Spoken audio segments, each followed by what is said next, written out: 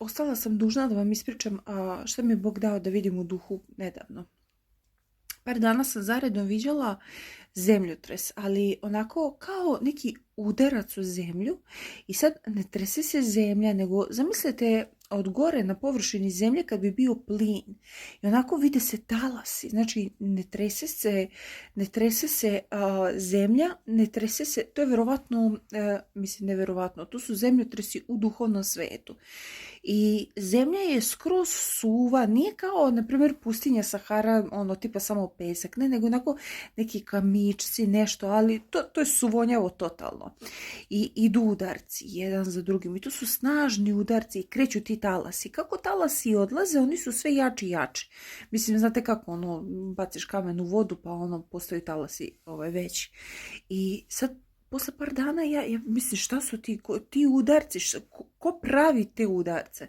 I Bog mi pokaže da su to, slušaj, to su poruke, istine, braće i sestara, koji govore, koji potresaju temelje učenja, temelje tradicije, znači poruke istine, poruke koja zatresa sve što si do sad verovao, poruka koja je iz Božje reči.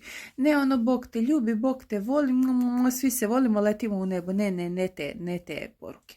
I sad ja vidim da su to poruke koju braće i sestre govore, te poruke istine.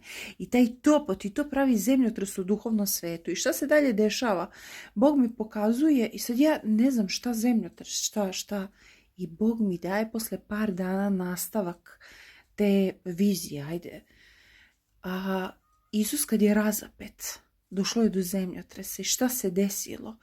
Uskrsli su pravednici, znači mrtvi su se digli, to je bila sila uskrsnuća.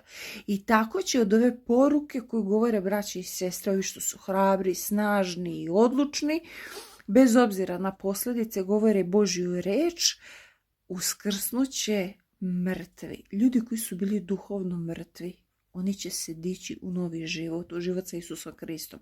Znači ne ono mrtvaci ustaju iz groblja, da, ali duhovni.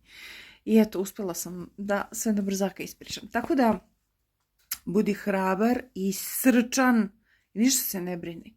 Isus je sa tobom.